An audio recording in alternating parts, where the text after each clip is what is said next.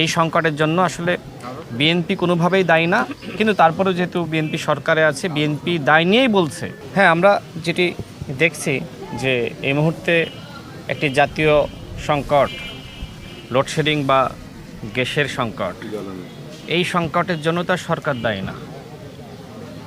অন্তর্বর্তীকালীন সরকারের 18 মাসে জ্বালানি নিয়ে বা গ্যাস নিয়ে কী ধরনের পদক্ষেপ নেওয়া হয়েছিল আমরা সেটি জানি না। যেহেতু জানি না, তার মানে কোনো পদক্ষেপ তারা গ্রহণ করেনি।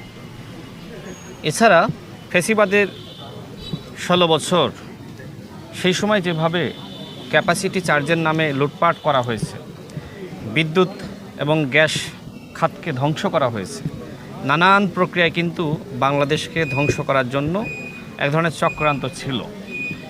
এখন এত বছরের সমস্যা, প্রায় 20 বছরের সমস্যা, সংকট, এটি আসলে এই মুহূর্তে বিএনপি সরকারের ঘাড়ের উপর চলে এসেছে বলা যায় অনেকটা।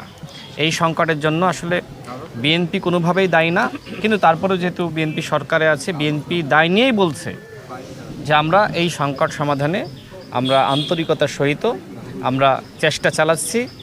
20 বছরের সমস্যা বা 18 বছরের সমস্যা আসলে এই 6 মাসেই সমাধান করা সম্ভবপর নয়। দেখেন, যেমনিভাবে সরকারি দলের 6 মাসের মূল্যায়নের প্রশ্ন আছে, ঠিক একইভাবে বিরোধী দলের 6 মাসের মূল্যায়নের প্রশ্নও আছে। কারণ সবাই গণঅভ্যুত্থানের শক্তি। গণঅভ্যুত্থানের কারণে সবথেকে বেশি সুবিধা ভোগ করছে জামাত এবং এনসিপি। গণঅভ্যুত্থান না হলে এনসিপি নামক দলের পয়দা হতো না, এবং গণঅভ্যুত্থান না হলে জামাত ইসলাম বাংলাদেশে প্রধান বিরোধী দলও হতো না। আর বিএনপি তো অতীতে ক্ষমতায় গিয়েছে, বিএনপি বিরোধী দলে ছিল। গণঅভ্যুত্থানের কারণে বিএনপি সুবিধাভোগী নয়, বরং গণঅভ্যুত্থানের কারণে সবথেকে বেশি সুবিধা ভোগ করছে জামাত এবং এনসিপি। সুতরাং তাদেরও দায়িত্ব আছে।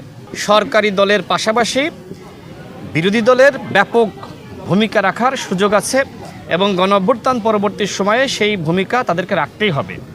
জামাত ইসলাম সরকারকে ব্যর্থ বলতে পারে না। যদি সরকার ব্যর্থ হয়, তাহলে তো বিরোধী দল তারাও ব্যর্থ।